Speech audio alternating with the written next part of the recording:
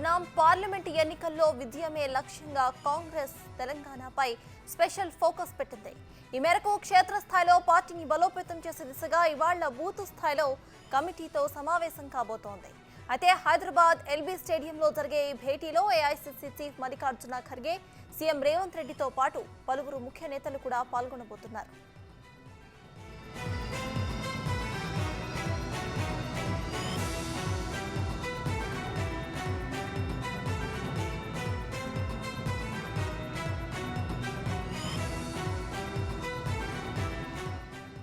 ఇటీవల జరిగిన 5 రాష్ట్రాల అసెంబ్లీ ఎన్నికల్లో తెలంగాణలో మాత్రమే కాంగ్రెస్ అధికారంలోకి రావడంతో ఇదే జోష్ను పార్లమెంట్ ఎన్నికల్లోనూ కంటిన్యూ చేయాలన్న వ్యూహంలో ఉంది కాంగ్రెస్ పార్టీ.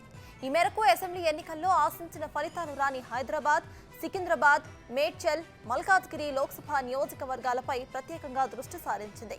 15 స్థానాలను కైవసం చేసుకోవాలన్న కసిలో ఉంది. ఇందులో భాగంగానే బూత్ లెవెల్ కమిటీ మీటింగ్ ఏర్పాటు చేసింది. ఈ సమావేశంలో 36,000 మంది బూత్ స్థాయి కన్వీనర్లు హాజరు కాబోతున్నారు. త్వరలో జరిగే ఎన్నికల్లో అనుసరించాల్సిన వ్యూహాలపై బూత్ కన్వీనర్స్ కు దిశానిర్దేశం చేయబోతున్నారు నేతలు.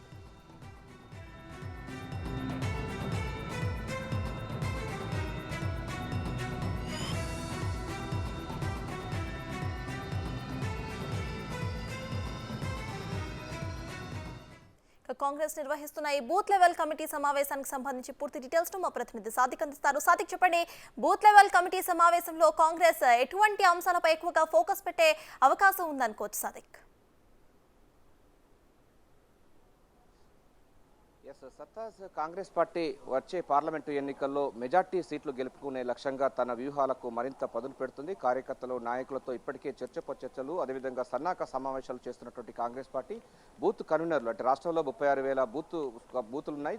దానికి సంబంధించిన కన్వీనర్లను కూడా ఏర్పాటు చేసింది. పూర్తి స్థాయిలో ఈ కన్వీనర్లు ఏం చేయాలి, వాళ్ళకి దశ నిర్దేశించేందుకు గాను మధ్యాహ్నం 2 గంటల నుంచి సాయంత్రం 5 గంటల వరకు ఇక్కడ సమావేశం ఉండబోతుంది. ఎల్బీ స్టేడియంలో జరుగుతున్నటువంటి ఈ భారీ సంబంధించిన సన్నాహక సమావేశంలో రాష్ట్ర వ్యాప్తంగా ఉన్నటువంటి 36,000 నుంచి దాదాపు 40,000 సంబంధించినటువంటి బూతులు లెవెల్ కన్వీనర్ అందరూ హాజరు కాబోతున్నారు. ఈ కార్యక్రమానికి ఏఐసీసీ అధ్యక్షులు మల్లికార్జున ఖర్గే, ముఖ్యమంత్రి పీసీ చీఫ్ రేవంత్ రెడ్డితో పాటుగా ఉప ముఖ్యమంత్రి బట్టి విక్రమార్క, మంత్రులు, అదేవిధంగా ఎమ్మెల్యేలు వీళ్ళందరూ కూడా హాజరు కాబోతున్నారు. ప్రధానంగా రాబోయే పార్లమెంటు ఎన్నికల్లో కాంగ్రెస్ పార్టీ సత్తా చాటేందుకు గాను పూర్తి స్థాయిలో కూడా కన్వీనర్లు ఏం చేయాలి, బూత్ లెవెల్ కన్వీనర్ ఏం చేయాలి, ఒక్కొక్క కన్వీనర్కు దాదాపు 200 మంది కూడా ఓటర్స్ ఉంటారు. వారందరినీ కూడా మనం ఎట్లా వారు కాంగ్రెస్ పార్టీకి ఓటు వేసే విధంగా ఏం చేయాలని దానిపైన కూడా పూర్తి స్థాయిలో మార్గదర్శకాలు నిర్దేశించి వారికి చెప్పబోతున్నారు. ప్రధానంగా దక్షిణాది రాష్ట్రాల నుంచి కూడా ఎక్కువ స్థానాలు కూడా పార్లమెంట్ స్థానాలు వచ్చే లక్ష్యంగా కూడా కాంగ్రెస్ హైకమాండ్ ఫోకస్ పెట్టింది. ఇప్పటికే కర్ణాటక, తెలంగాణలో కాంగ్రెస్ పార్టీ అధికారంలో ఉన్న నేపథ్యంలో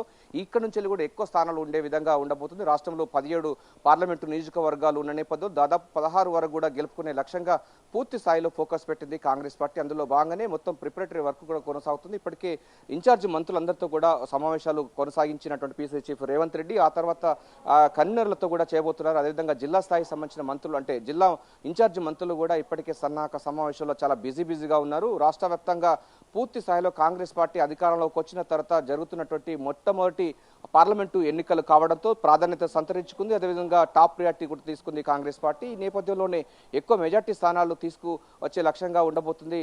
ప్రధాని రాహుల్ గాంధీ చేసే లక్ష్యంగా కాంగ్రెస్ పార్టీ వ్యూహాలకు మరింత పదును పెడుతున్న లక్ష్యంగా దక్షిణాది రాష్ట్రాల నుంచి ఎక్కువ సీట్లు కూడా కాంగ్రెస్ పార్టీకి ఇచ్చే లక్ష్యంగా కూడా చేయబోతున్నారు. ఇందులో భాగంగానే హైదరాబాద్లో, అంటే తెలంగాణలో కాంగ్రెస్ అధికారంలోకి వచ్చిన తర్వాత 6 గ్యారంటీ స్కీమ్స్ లో విస్తృతంగా ప్రజల్లోకి వెళ్ళింది. డెఫినెట్ గా ఇక్కడ ఉన్నటువంటి తెలంగాణ సమాజం అంతా కాంగ్రెస్ పార్టీ వైపు ఉన్నది. ఈసారి వచ్చే పార్లమెంటు ఎన్నికల్లో కూడా కాంగ్రెస్ పార్టీకి పట్టం కట్టేందుకు ఆస్కారం ఉందని కూడా అనేక సర్వేలు చెప్తున్న ధర్మిలా ఈ యొక్క ప్రిపరేటరీ వర్క్ కూడా చాలా వేగంగా కొనసాగిస్తుంది కాంగ్రెస్ పార్టీ. అందులో భాగంగా ఈరోజు అగ్రనేతలందరూ కూడా ఎల్బీ స్టేడియం, మన ప్రస్తుతం ఎల్బీ స్టేడియం దగ్గర మొత్తం 36,000 మంది, లేక 36,000 నుంచి 40,000 మంది బూత్ లెవెల్ కన్వీనర్లు అందరూ కూడా హాజరు కాబోతున్నారు. రాష్ట్ర వ్యాప్తంగా వస్తున్నటువంటి కన్వీనర్ అందరికీ కూడా ఒకే ఒక నిర్దేశకం చేయబోతున్నారు. మనకు ఒక్కొక్క కన్వీనర్కు, ఒక్కొక్క బూత్ లెవెల్ కన్వీనర్కు 200 నుంచి 250 మంది ఓటర్లు ఉంటారు. సో వాళ్ళందరూ కూడా మొత్తం ఓటర్లతో మొత్తం మమేక ఉండాలి. ప్రభుత్వం అంటే గత ప్రభుత్వాలు చేసిన నిర్వాహకం వల్ల కేంద్రంలో ఉన్న బీజేపీ మతత్వ రాజకీయాలు, రాష్ట్రంలో గత ప్రభుత్వం కేసీఆర్ చేసినటువంటి భూస్వామ్య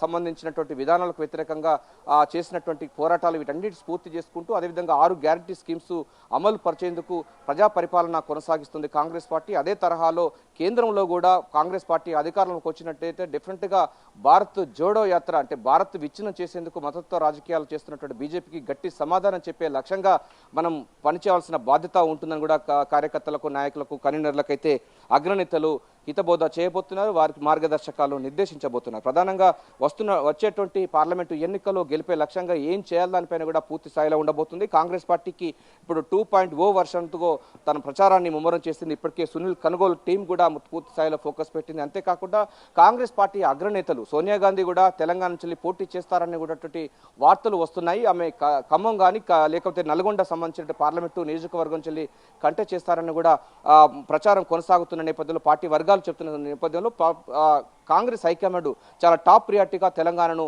ఫోకస్ పెట్టించి చెప్పొచ్చు. అందుకోసం నిన్న సునీల్ కనుగోలు టీం కూడా ముఖ్యమంత్రి రేవంత్ రెడ్డితో అదేవిధంగా రెవెన్యూ శాఖ మంత్రి పొంగులేటి శ్రీనివాసరెడ్డితో కూడా భేటీ కావడం అన్నది మనం చూసాం. అదే తరహాలో అంటే కేంద్ర నాయకత్వం, అగ్ర నాయకత్వం కూడా సోనియా గాంధీ తెలంగాణ నుంచి ఈసారి పార్లమెంటు నియోజకవర్గానికి పోటీ చేస్తారన్నటువంటి వార్తలు వస్తున్న నేపథ్యంలో కార్యకర్తలు, నాయకులు రెట్టింపు ఉత్సవంతో పనిచేయాలి. గత అసెంబ్లీ ఎన్నికల్లో ఎట్లయితే పనిచేస్తారో అంతకు రెట్టింపుగా పనిచేసే లక్ష్యంగా నాయకులకు, బూత్ లెవెల్ కన్వీనర్లకు అందరికీ కూడా మార్గదర్శకాలు చేయబోతున్నారు, దశ దిశ నిర్దేశించబోతున్నారు. ప్రధానంగా మనకు ఎల్బీ స్టేడియం అన్నది చాలా 40,000 మంది కెపాసిటీతో ఉన్నటువంటి ఈ యొక్క ఎల్బీ స్టేడియం సంబంధించినటువంటి దాంట్లో మొత్తం కార్యకర్తలు, నాయకులు అందరి కోసం పూర్తి స్థాయిలో కూడా అయితే ఏర్పాట్లు ముమ్మరం చేస్తారు. పోలీసు బందోబస్తు ఏర్పాటు చేస్తున్నారు.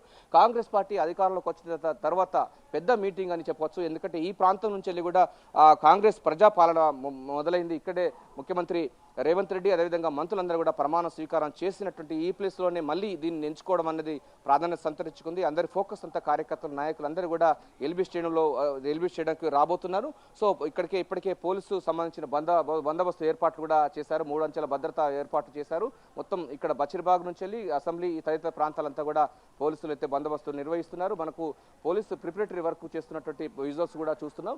ప్రధానంగా చూసినట్టయితే సర్తాజ్ వచ్చే పార్లమెంట్ ఎన్నికల్లో మెజార్టీ స్థానాలు కాంగ్రెస్ పార్టీ గెలుపుకునే లక్ష్యంగా తన వ్యూహాలను మరింత పదును పెడుతుంది.